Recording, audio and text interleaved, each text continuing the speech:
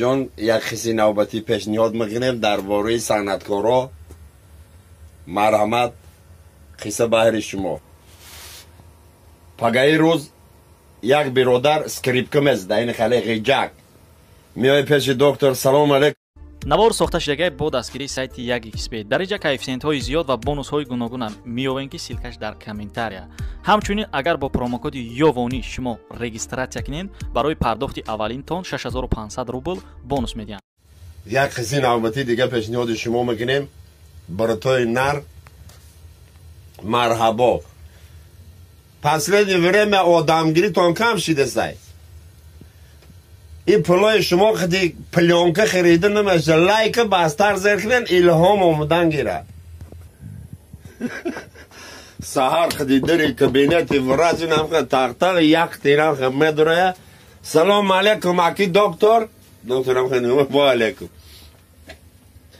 چه خدمت کنین رفیق بیمار دوستای دکتر باور میکنی نمیکنی ما چه خیلی شدم شواب مده در خوام ترکنو میدورن ترکنو چه خیلی در خوام ترکنو میدورن مگه دکتر این همه خیلی ترکنو میدورن چشما این همه خیلی گیرون گیرون میدان فوتبال بازی میکنن.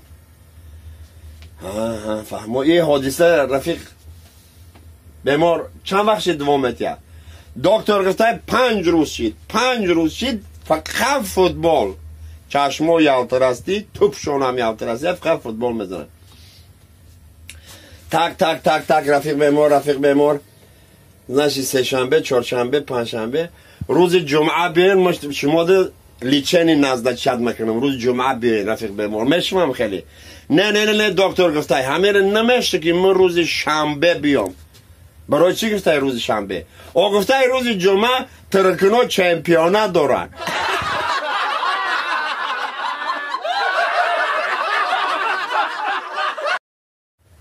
سلام علیکم هواداران شهر محمدی جان. یک خیسی نوبتی پیشنهاد میکنیم درباره صنعتکارا مرحمت خیسه بهر شما.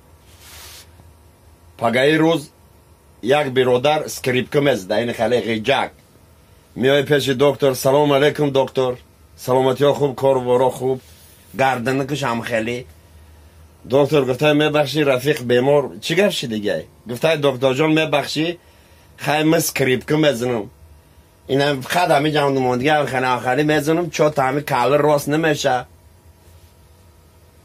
دکتر گفته ایجب شکو امتیان نگاه کردن تر گفته ماینه تو تازه کردن در کنه تا هم خیلی کدی و وز خورد دیگه گفته دکتر چه خیلی مکنه میره گفته ایجب شی دکتر گفته خیلی راست روی کده کاله را پولنی ماینه رو گریسته اوهو این ماینی تو گفته بخشه چرکنی چی دیگه این کارو بارش بسیاره یا 3 روز میکشده خیلی دل نیکوی کده ماینه رو گریسته خیلی دل این نمونده